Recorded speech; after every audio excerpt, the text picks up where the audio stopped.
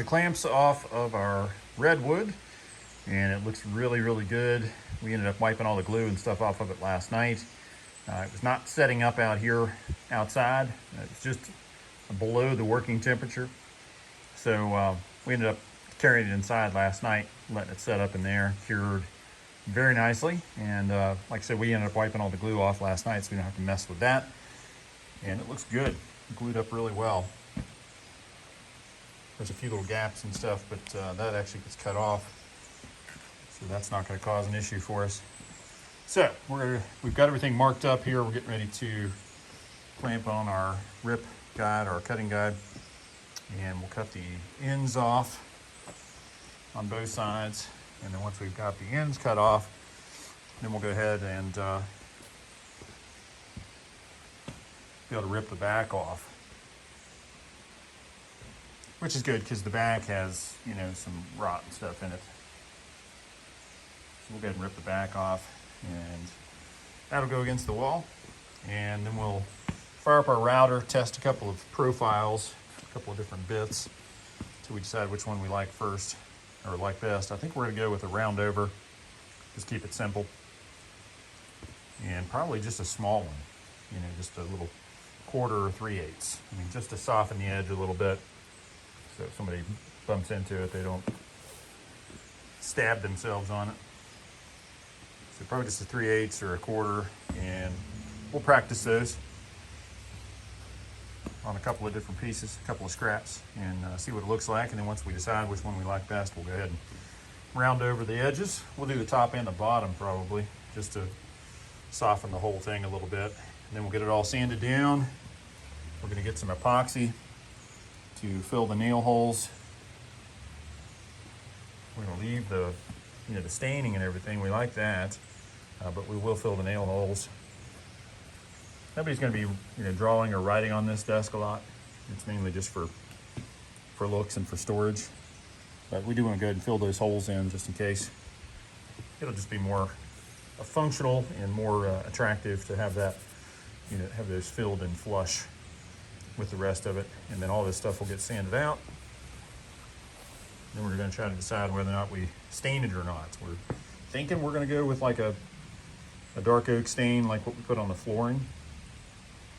But we may ultimately end up leaving it natural. I don't know. We're going to play around with it a little bit and see which we like the best. We don't want to hide the grain. I mean, it's just beautiful grain, so we don't really want to hide that, or, you know, any of the knot holes or any of the nails, you know, the stains, any of that stuff. We want to try to highlight, you know, the history of the wood.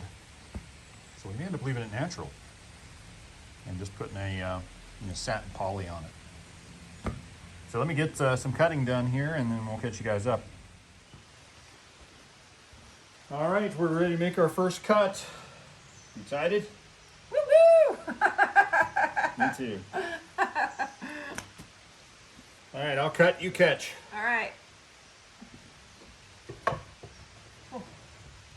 pressure.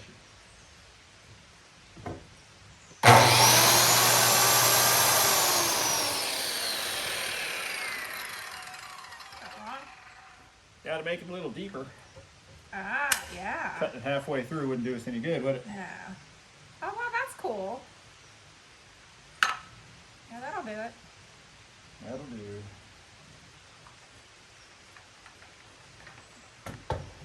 Now we'll hit this probably.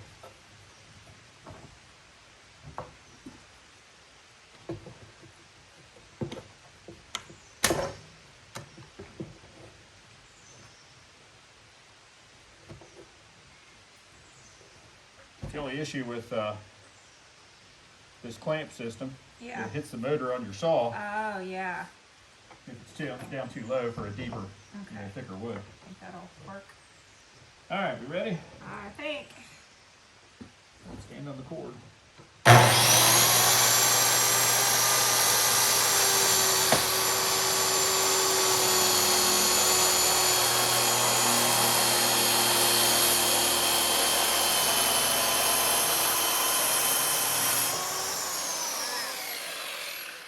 Like butter.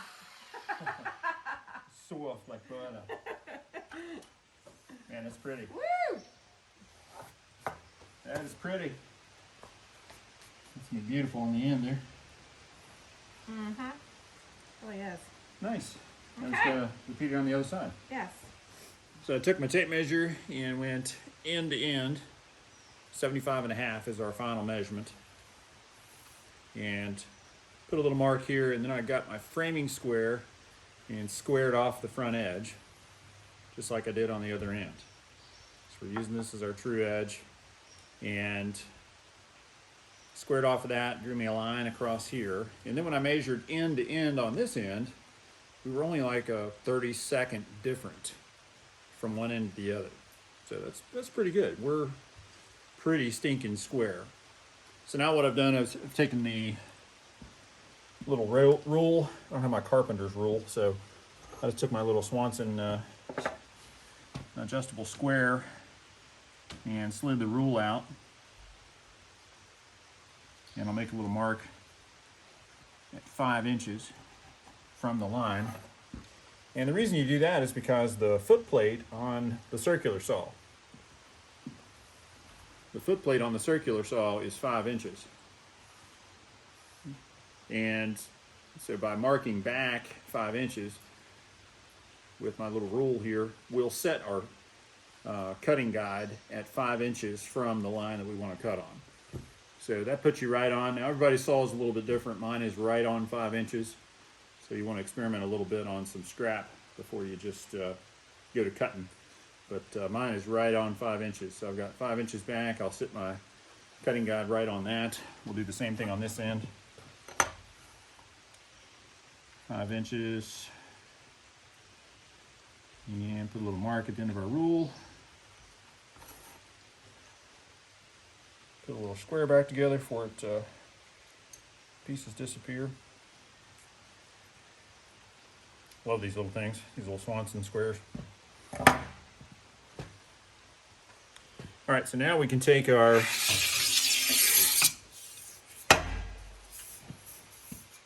fence and put it across both sides here. Got a couple of little 2-inch clamps. And I found that if I sit the fence right on top of the mark, not behind it, right on top of it, it'll put me right at 5 inches.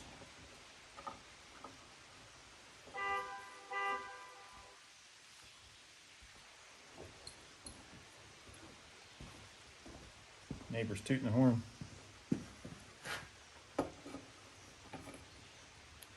Alright, there's our other mark. Sit it right on top. I was telling the viewers that we ended up really good and square. Oh, good. Because I took the framing square Yeah. and squared off the front to make that cut over there. Okay. And I measured down 75.5 to here. And Okay. took framing square and squared off of here. Okay. And then I took my tape and measured from the back end over to here. Square. We were like a 30-second difference. Oh, so wow. just a real small Yeah. difference there. So that's good. We got it good and square. Yeah. So we'll get this piece cut off. You ready to do a little catching? Mm-hmm. All right. I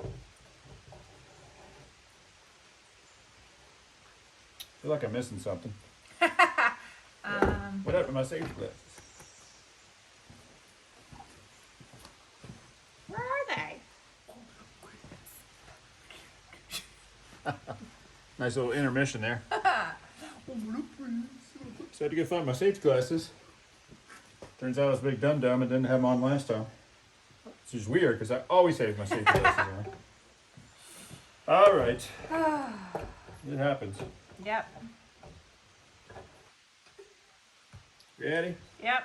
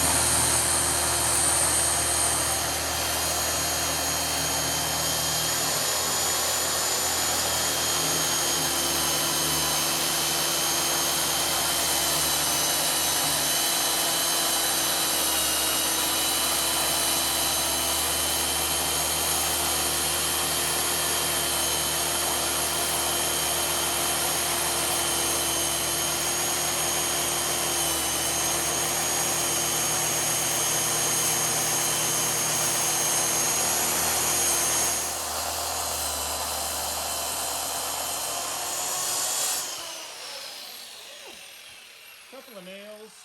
I heard that. I thought that's what that was. My good Diablo braid. They didn't screw it up too bad. Yep, there's one.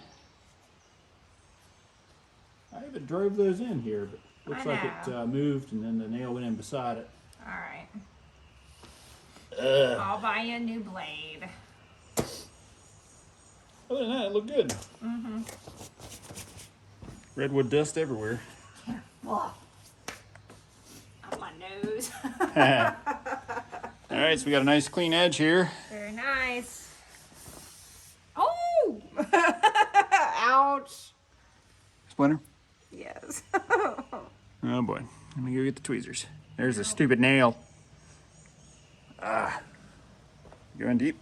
No, not horrible, but I can see it. pain. All right. Silly. Is it worth it though? Look how beautiful this is. Pretty. Gorgeous. Gorgeous, gorgeous, gorgeous. All right, well, we got to play around. We'll get that splinter out and then we'll play around the router. See what kind of profile we want to put on this bad boy. So this is what it looks like before we make our routed edges. And we decided to use the 3/8 round over bit. We played around with that on the other side. We had some scrap that we used. And that's going to give it a nice profile. And we're just going to do it on the top. We're not going to put anything on the bottom edge. We experimented with doing it on both sides, but Silly. it doesn't look good, does it? No. So we're going to do a round over on the top. And then we'll just do a little hand work on the edge here to soften that a little bit. Yeah. Just on the bottom, just to keep somebody from crashing into it and ripping their flesh off. We don't want to see all that, do we? No. It's supposed to be a place of happiness. Better to be chill, be cool. So we got our router set up here. You can see the round over bit. And we're not going to use the plunge base. It's a lot easier to control with it on the fixed base. So we got our depth just the way we like it. Going to give a nice reveal and should give it a real good finished edge, I think. So we're going to work from this end over here and try to make one continuous pass all the way around to the other side here. No pressure. I just had a thought. Uh-oh. Well, What's your thought? I just saw this right here. You know how it's not quite even. Should we sand the top first That's what we were going to do, wasn't it? We were going to sand it and then do it. and then route? Yeah, but we were waiting to sand because we didn't have our epoxy Right. to fill the nail holes. So I guess I'm gonna have to make a loach trip, aren't I? Thanks for reminding me. Because You're welcome. Because I just why originally we had talked Yeah. about sanding that first. And because then, if we don't, then we're gonna get rid of our edge. right, it'll jack stuff up because that's All right. this is the only place it's a little uneven. We Yeah. couldn't quite get it clamped together perfectly there. Everything else came together pretty well, so I don't think we'll have an issue. But yeah, Yeah. we talked about that this morning. All right. Getting a little ahead of ourselves. I know. Well, at least Good we figured thing out. I'm here. Yes, because I'm clearly incompetent. But yeah, good thing we at least we figured out what profile we want to use. Yes. All right, so you can go get some epoxy and we'll fill our nail holes. And once we do that, we'll go ahead and get everything sanded down. It'll be ready to route our edges. All right. Bummer. Okay. So we just finished putting some 2-part epoxy down in the nail holes. And that's going to allow us to keep the original character of the nail holes. But once we get it planed down and filed down, sanded flat with the rest of the wood, you'll have the look, but you won't be writing on your desk and all of a sudden run your pen into it. So just did the 2-part epoxy, letting that settle. And let that set up and get nice and hard, and then we'll be able to get the whole piece sanded down. And then once that's done, we'll be able to go ahead and route around the edges with our round over bit and give it that nice detail. So I'm gonna let this 2-part epoxy set up a little bit. In the meantime, I'm gonna go back out and give Amber a hand at the pool house, working on some projects out there.